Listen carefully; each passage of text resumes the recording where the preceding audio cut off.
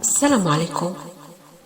مجموعة كبيرة من القصص اللي كتوصلني، مجموعة كبيرة من القصص اللي كتأثر فيا كتير وما كنقدرش حتى نسردها عليكم.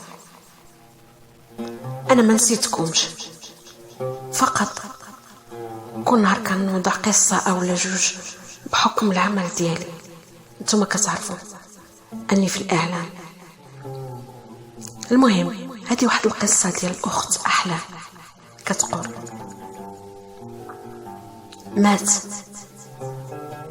مات بابا وانا عندي 6 شهور. عانيت من الحرمان، ماشي الحرمان المادي، لا، حرمان العاطفي، حرمان ديال الاب اللي كيعمر الدار، ديال الاب اللي كيرد لك البال، وديال الاب اللي كيعطيك الحمايه، واللي كيكون السبع، هو اللي كيحرسك في وسط هاد الغابه ديال الذئاب. فقدت بابا وانا ما كنعرف والو. فوقاش غادي نعرف هادشي؟ ملي غندخل المدرسه ونسمع كلمه بابا كثيره. كلمه بابا كتقال في اليوم 10,000 و20,000 مره في اليوم. الا انا كانت هذيك الكلمه كتجيني صعيبه باش نطقها، لاني ما عشتهاش. بديت كنكبر وبدا كيكبر معايا هاد النقص ديال الحرمان من الابوه. الاخ الكبير ديالي كان كيكبر عليا بزاف ديال الاعوام، هو اللي خدا مكانة بابا. انا الصغيره في خوتي. اخ ديالي كان كيقريني، كيتابعني، بغاني باش نكمل الدراسه ديالي. قال لي انا عملت التعليم، لكن ما بغيتكش انت تعملي التعليم، بغيتك تكملي القرايه ديالك حتى الاخر، اجازه والماستر والدكتوراه حتى تسالي لك القرايه. كان فعلا نعم الاخ. القصه ديالي هذه علاش جيت نقولها لكم؟ لان حتى هذا الاخ واحد النهار كيعيطوا لنا كيقولوا لنا مات بسكتة قلبيه. الناس اللي كيسكنوا في اليوسفيه يعرفوه، لانه كان في واحد المنظمه كبيره حقوقيه. الناس اللي في اليوسفيه كيعرفوا هذا الشخص اللي كان كيدافع عليهم. مات الاخ ديالي.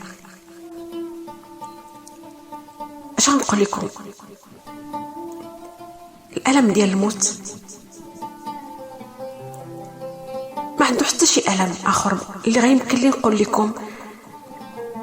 الم ديال المرض، الم ديال، لكن الالم باش تفقد شي واحد اللي هو عزيز عليك، وشي هو اللي هو كل حاجه في حياتك، كبير من اللي يتوصف. فقدت الاخ ديالي وخلاني بلا روح، خلاني هنا ما عندي حتى اساس، خلاني هنا ما عندي حتى وجود، خلاني روح، جسد بلا روح. دخلت الكليه، قريت وخديت الاجازه ديالي، لكن منين توفى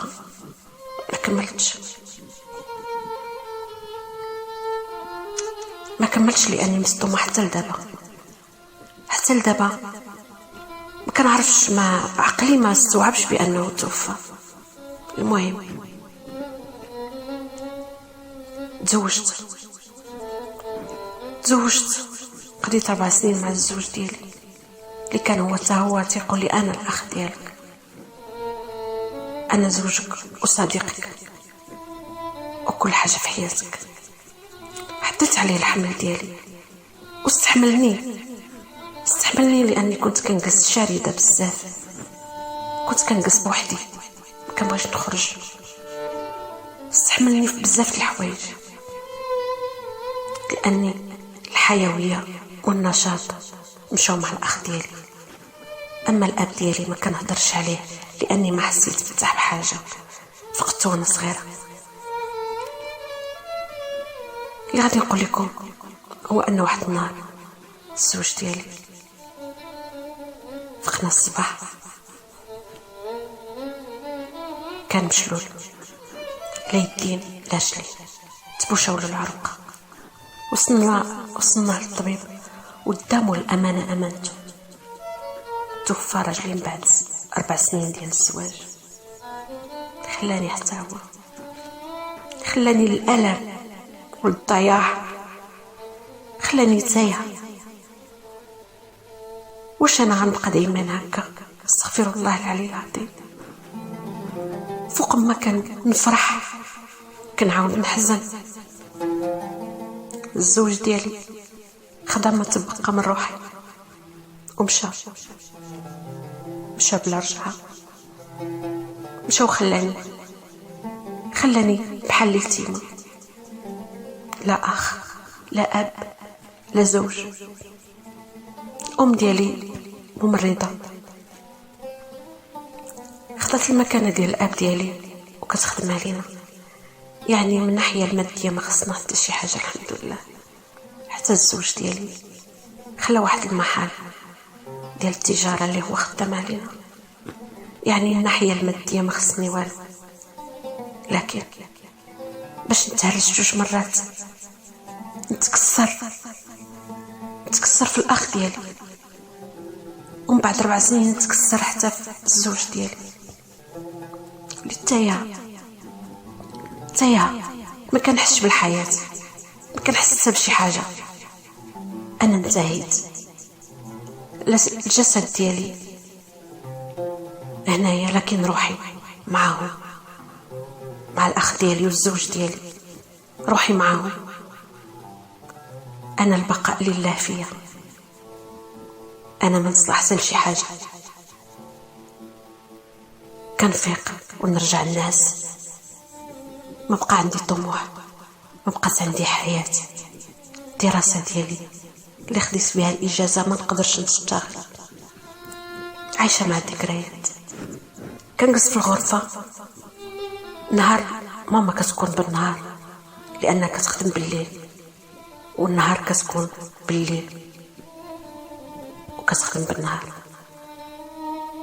كتسمعني كنهضر بوحدي، كتقولي واش حماقيتي، لكني أنا كنعيش مع الذكريات ديالهم. أنا ماشي حمقى، أنا كنعيش مع الذكريات ديال خويا وديال الزوج ديالي. أنا إنسانة كنحس بأني انتهيت. استغفر الله العلي العظيم. وإلى هنا أكون قد أنهيت معكم هذه القصة. كانت معكم نادية عالمي، مريم شراك روزا. إلى اللقاء في قصة أخرى بحول الله. إلى اللقاء.